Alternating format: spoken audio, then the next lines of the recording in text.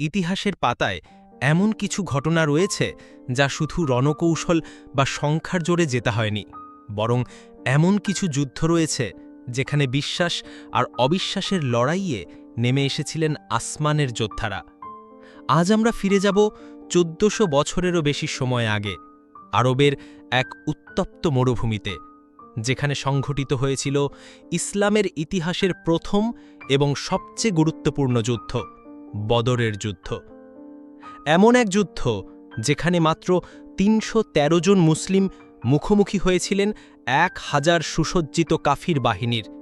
কিন্তু এই অসম যুদ্ধে মুসলমানদের সবচেয়ে বড় শক্তি ছিল তাদের ঈমান এবং মহান আল্লাহর অদৃশ্য সাহায্য। হ্যাঁ, আমরা কথা বলছি সেই অলৌকিক ঘটনা নিয়ে, যখন হাজার হাজার ফেরেশতা নেমে এসেছিলেন মুসলমানদের পক্ষে যুদ্ধ করতে। কিভাবে ঘটল এই অবিশ্বাস্য ঘটনা? চলুন আজ বিস্তারিতভাবে জেনে নেওয়া যাক। বদরের যুদ্ধের প্রেক্ষাপট বুঝতে হলে আমাদের ফিরে যেতে হবে হিজরতের পরের দিনগুলোতে।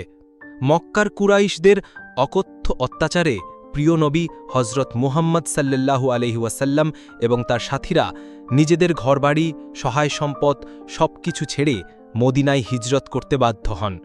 কিন্তু মদিনায় এসেও তারা শান্তিতে ছিলেন না।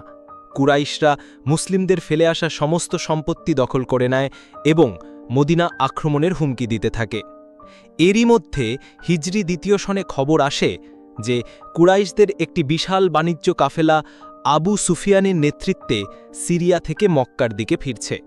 এই কাফেলায় কুরাইশদের প্রচুর ধনসম্পদ ছিল, যার একটি বড় অংশ ছিল মক্কা থেকে বিতাড়িত মুসলিমদের লুট করা সম্পত্তি। নবীজি সিদ্ধান্ত নিলেন এই কাফেলাটিকে আটকানোর। এর উদ্দেশ্য ছিল দুটি: এক, কুরাইশদের অর্থনৈতিকভাবে দুর্বল করে দেওয়া; দুই, মুসলিমদের হারানো সম্পদ কিছুটা হলেও ফিরিয়ে আনা। এই উদ্দেশ্যে তিনি ৩১৩, মতেন্তরে ৩১৪ বা ৩১৭ জন সাহাবীকে নিয়ে মদিনা থেকে বের হলেন। তাদের বেশিরভাগের কাছেই ভালো কোনো অস্ত্র ছিল না। মাত্র ২টি ঘোড়া, ৭০টি উট আর কিছু সাধারণ তলোয়ার ছিল তাদের সম্বল। তাদের উদ্দেশ্য যুদ্ধ করা ছিল না, বরং শুধুমাত্র কাফেলা আটকানো ছিল। কিন্তু আবু সুফিয়ান অত্যন্ত ধূর্ত ছিল।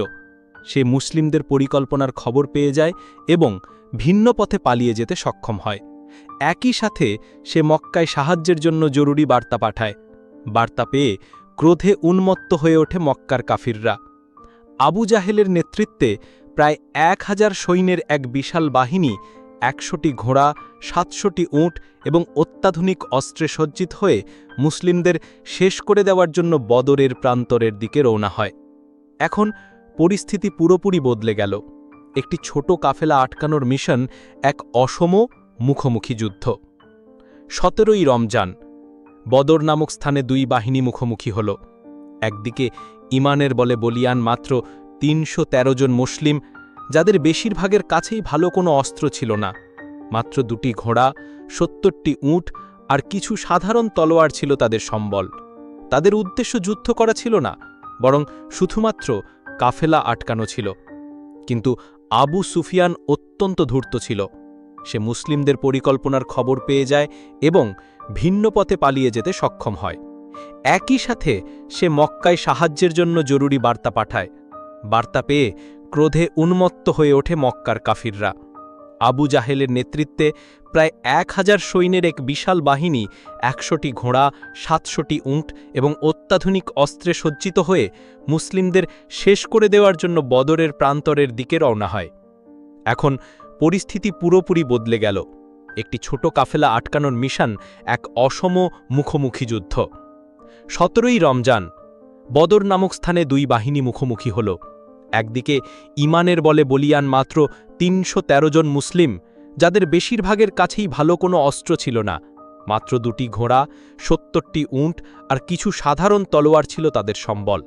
তাদের উদ্দেশ্য যুদ্ধ করা ছিল না, বরং শুধুমাত্র কাফেলা আটকানো ছিল। তখনই জিব্রাইল আলাইহিসসালাম আল্লাহর পক্ষ থেকে সুসংবাদ নিয়ে এলেন। পবিত্র কুরআনে আল্লাহ বলেন, স্মরণ করো যখন তোমরা তোমাদের প্রতিপালকের নিকট সাহায্য প্রার্থনা করছিলে। তিনি তোমাদের প্রার্থনায় সাড়া দিয়ে বলেছিলেন, আমি তোমাদেরকে ১,০০০ ফেরেশতা দ্বারা সাহায্য করব, যারা একের পর এক আসবে। এই আয়াত নাজিলের পর নবীজির চেহারা উজ্জ্বল হয়ে উঠল। তিনি সাহাবীদের সুসংবাদ দিলেন যে আল্লাহর সাহায্য আসছে। যুদ্ধের শুরুতে আরবের প্রথা অনুযায়ী দ্বন্দ্বযুদ্ধ শুরু হয়। মুসলিমদের পক্ষ থেকে হজরত হামজা রাদিয়াল্লাহু, হজরত আলী রাদিয়াল্লাহু এবং হজরত উবায়দা রাদিয়াল্লাহু বীরত্বের সাথে কুরাইশদের ৩ সেরা যোদ্ধাকে পরাজিত করেন। এতে কুরাইশদের মনোবল ভেঙে পড়ে এবং মূল যুদ্ধ শুরু হয়। এরপরেই সেই অলৌকিক ঘটনাটি ঘটল। মুসলিম সৈন্যরা দেখলেন তাদের চারপাশে এক অবিশ্বাস্য শক্তি কাজ করছে। সাহাবীদের বর্ণনা, অনেক সাহাবী বর্ণনা করেছেন যে তারা এমন অনেক শত্রুকে মাটিতে লুটিয়ে পড়তে দেখেছেন যাকে তারা আঘাত করেননি। তারা শুধু তলবারি দিয়ে ইশারা করছিলেন আর শত্রুর মাথা দেহ থেকে বিচ্ছিন্ন হয়ে যাচ্ছিল। অদৃশ্য আঘাত। একজন সাহাবী এক কাফিরকে তাড়া করছিলেন। তিনি তার কাছে পৌঁছানোর আগেই একটা অদৃশ্য চাবুকের আঘাতের শব্দ শুনেন এবং দেখেন কাফির সৈনিকটি চট হয়ে পড়ে গেল। তার মুখে চাবুকের দাগ স্পষ্ট ছিল, ফেরেশতাদের চিহ্ন। হাদিসে এসছে জিব্রাইল আলাইহিসসালামের নেতৃত্বে হাজার হাজার ফেরেশতা সেদিন যুদ্ধে অংশগ্রহণ করেছিলেন সাদা পাগড়ি পরে। তারা শত্রুদের হাত পা এবং ঘাড়ে আঘাত করার জন্য নির্দেশিত হয়েছিলেন। যুদ্ধের পর নিহত কাফিরদের শরীরে এমন আঘাতের চিহ্ন পাওয়া গিয়েছিল যা মানুষের তলোয়ারের আঘাতের মতো ছিল না। আল্লাহ ফেরেশতাদের নির্দেশ দিয়ে বলেন, আমি তোমাদের সাথেই আছি, সুতরাং তোমরা বিশ্বাসীদের অবিচল রাখো। আমি শীঘ্রই অবিশ্বাসীদের অন্তরে ভয় সঞ্চার করব, অতএব তাদের ঘাড়ের উপর আঘাত হানো এবং তাদের প্রতিটি আঙুলের উপর আঘাত করো। ভাবুন তো সেই দৃশ্য, একদিকে কাফিরদের অন্তরে ভয় ঢুকে যাচ্ছে, অন্যদিকে মুসলিমদের মনোবল আকাশে পৌঁছে যাচ্ছে। তারা দেখছে যে তারা একা নন, তাদের সাথে আছেন স্বয়ং আল্লাহর পাঠানো বাহিনী। নবীজি নিজে এক মুঠো ধুলিবালি নিয়ে কাফিরদের দিকে ছুঁড়ে মেরেছিলেন এবং বলেছিলেন, শাহাতিল উজুহ, অর্থাৎ চেহারাগুলো বিকৃত হয়ে যাক। সেই ধুলিবালি প্রত্যেক কাফির সৈন্যের চোখে মুখে প্রবেশ করে এবং তাদের মধ্যে চরম বিশৃঙ্খলা সৃষ্টি হয়। আল্লাহর এই ডাইরেক্ট সাহায্যের ফলে অল্প সময়ের মধ্যেই কুরাইশদের বিশাল বাহিনী ছত্রভঙ্গ হয়ে যায়। তাদের ৭০ জন নেতা, যার মধ্যে আবু জাহেলের মতো বড় বড় নেতা ছিল, এবং আরও ৭০ জন বন্দী হয়। অন্যদিকে মাত্র ১৪ জন মুসলিম শাহাদাত বরণ করেন। বদরের এই বিজয় শুধু একটি সামরিক বিজয় ছিল না, এটি ছিল এক ঈমানের বিজয়। এটি প্রমাণ করে যে সংখ্যা বা অস্ত্র নয়, আল্লাহর উপর বিশ্বাসী বিজয়ের মূল কাচিব। ২ সত্য ও মিথ্যার পার্থক্যকারী। এই যুদ্ধকে ইয়াউমুল ফুরকান বা সত্য মিথ্যার পার্থক্যকারী দিন বলা হয়। ৩ ইসলামের ভিত্তি স্থাপন। এই বিজয়ের পর আরবে মুসলিমরা একটি নতুন ও শক্তিশালী রাজনৈতিক শক্তি হিসেবে প্রতিষ্ঠিত হয়। বদরের যুদ্ধ আমাদের শিক্ষা দেয় যে আমরা যদি সত্য ও ন্যায়ের পথে থাকি এবং আল্লাহর ওপর পরিপূর্ণ ভরসা রাখি, তাহলে যে কোনো কঠিন পরিস্থিতিতেই তার সাহায্য আসবে।